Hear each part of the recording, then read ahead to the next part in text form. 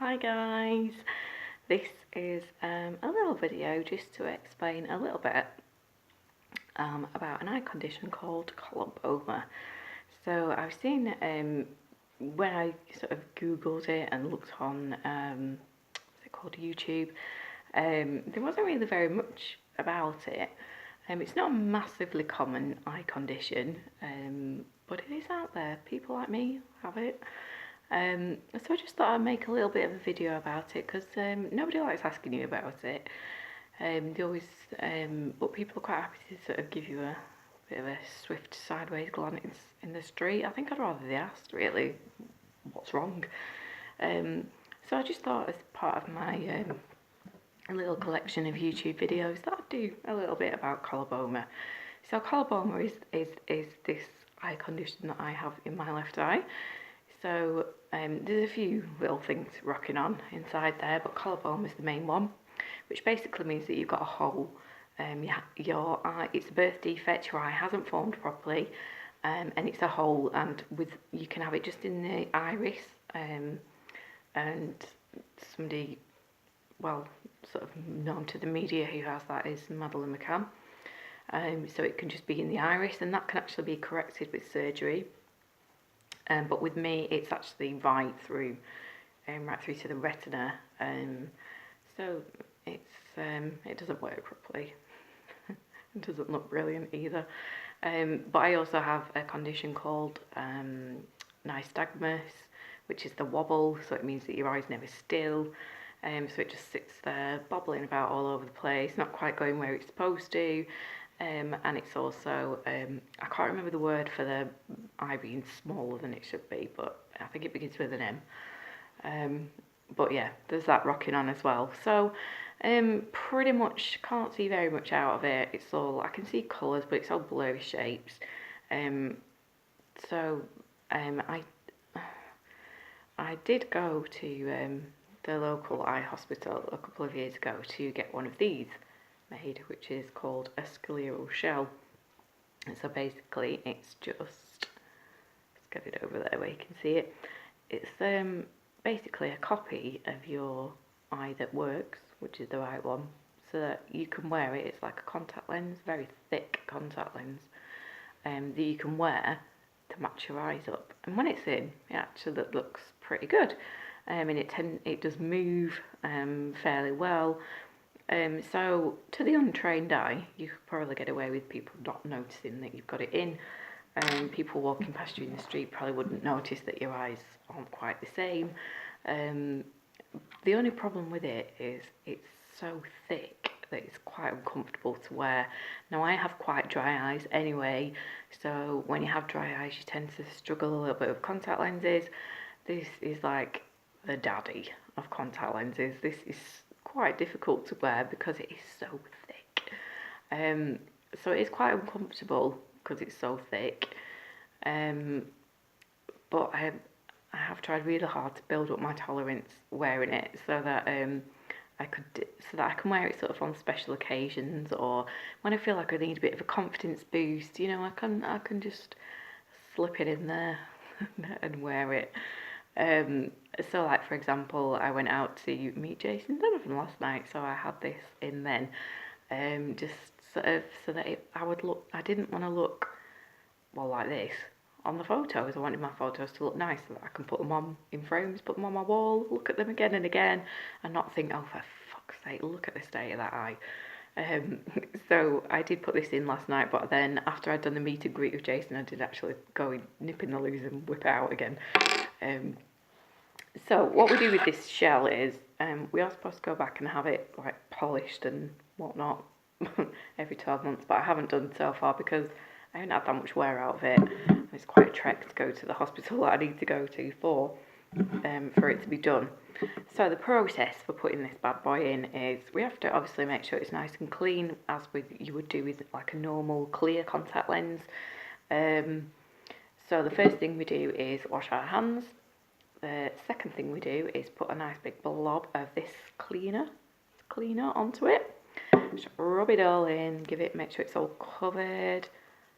Let it sort of, doesn't really soak in obviously because it's like plasticky stuff. I don't know what it's made of, So obviously it doesn't soak in, but you know, you give it a nice rub around, make sure it's all covered, nice and clean.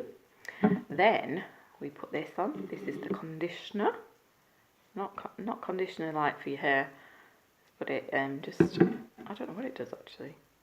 Let's have a look. Designed to be, oh god, I can't even read that. Coats the surface of the lens so that it cushions the lens upon insertion. So yeah, it just makes it slip in a little bit more easily, makes it glide in when we're putting it in. So put blah blah that on, rub it round, and then we give everything a nice bit of a rinse with this bad boy.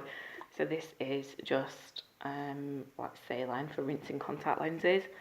So we pour a bit of that over, and then it's all ready to go in. So I'm not going to do it on camera because I haven't cleaned it. It's probably not the nicest thing to watch really, but you're basically holding your lid up and shoving it in, gently, obviously. If you have a bit of trouble like I do, it starts to feel like dry and pricky after a while, you can go back a step and add a little bit more of the conditioner again after you've rinsed it with the saline, just to help it to glide in. And it does, I have found that it does stop it pricking quite as much and becoming uncomfortable as quickly. Once you put the lens in, you need to just hold your eyelid closed for a couple of minutes. You just need to, really, you're just getting out any air that might have got trapped between your eye and your lens and your eyelid, and the lens and your eyeball. So it makes it feel a little bit more comfortable. And you can actually hear it popping. Sometimes the little air bubbles popping. So yeah, once you've got it in, just put your glasses on, go about your day. Like I say, I'm still in that process of building up my tolerance to wear this thing all day long. I don't think I've managed a whole day yet with it in, but I can certainly manage like an evening, a night out. But I think as I get a little bit older, I just got to that point where I think, oh, stuff it. If people can't take me as I am, then, you know, I've not done it on purpose. It's just part of me. And yeah, it annoys me at times, but it's just there. I can't do anything about it. This comes in handy, but don't worry about it too much. You know, it's nice to, if you want to put a bit of eye makeup on and stuff, it's nice to have this in, because then you know that your eyes look the same size. It's just a shame it's so hard to wear, but I am going to keep persisting and building up my tolerance. So you never know, we might get to being able to wear it full time, which would be pretty amazing, I think. Definitely a bit of a confidence booster, but not as amazing as I thought it would be when I first went to get it done. The process for getting it fitted is a bit bizarre. You have to have a mould made of your eyeball shape. Which is a bit like when you go and have moulds made at the dentist for like braces or dentures or what have you. But they're actually doing it on your eye. Very bizarre. Not painful, just a little bit uncomfortable, but just bizarre. And then there's a few appointments after where you go and have, you wear a clear shell for a couple of weeks, because there's no point in them making this, which is quite expensive to make, if you're not going to be able to tolerate it. So they make you a clear version of this that you have to wear at home, build your tolerance up, and I managed that absolutely fine. And then you go back for further appointments to get this bad boy done. And they actually paint it while you're there with your other eye there, obviously, so they can match it, colour match it as well as possible. Very clever lady that does it. And then they keep it to just finish it off, and then you go back for your final fitting appointment. So yeah, it was a bit of a lengthy process, because I actually went to the Manchester hospitals to have this done. So it was a good hour journey really from here, which is why I've not been back to get it polished yet. But once I get my tolerance up and running, I will go back to have it polished and make sure that it's fitting properly. But yeah, it's just one of those bit of a bitch things in life, but hey ho, there's worse things in life. I'm not dying, so you know, just have to get on with it, don't we?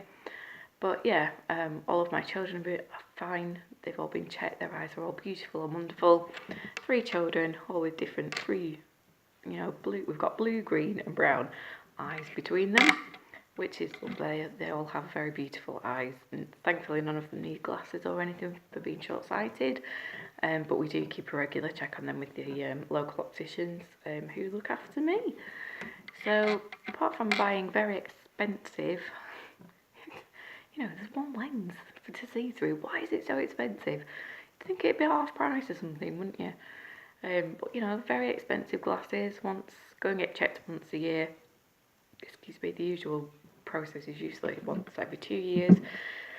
But obviously they want to keep a little bit more of a closer eye on it. Closer eye, see what I did there. But yeah, so this is a scleral shell. This is a Colaboma. And yeah, we just get on with it. But I just thought I'd do a little bit of a video for my YouTube channel about it, because obviously it's a big part of my life. It's not something that's massively common, but you know, you've got to turn that round to glass half full. You know, that makes me a bit special and a bit unique, doesn't it? And you know, at the end of the day, my right eye works lovely, and I can see. The only thing it has stopped me doing is learning to drive, because sadly my eyesight's just on that borderline. Because you can actually drive with one eye as long as your vision in your good eye is good enough. Well, mine is just on that borderline. So I haven't learned to drive, which is a bit of a pain, but you know, some people were born to be driven. So I have a little team of little chauffeurs who take me to wherever I need to be, so that's fine. You know, it's not stopped me doing anything work-wise. I trained to be a nurse. I've got a degree in nursing. I can see plenty well enough to do all nursing tasks, you know, which was fine. And, you know, it hasn't stopped me developing my career and running my own business. You know, it hasn't stopped me doing anything. Yeah, it dents my confidence a little bit sometimes if I'm having a day where I feel a bit fat and horrible. You know, I'll look in the mirror and think, oh, we've got that going on as well. But there's nothing I can do about it. So, you know, I have to just build up my tolerance with this scleral shell. And I will do maybe another little video to show you what it looks like when it goes in, and to let you know how my tolerance is going, building it up. But, you know, Colabomas, it's not the end of the world. There are things that can be done, amazing things. I mean, that is pretty amazing, isn't it, really? And you know, I know other people, it works really well for them. You know, we just have to live with it. So I just wanted to do a little bit of a piece about it, because it is a big part of me. But you know, it's not the end of the world either. Okay, thank you. Bye.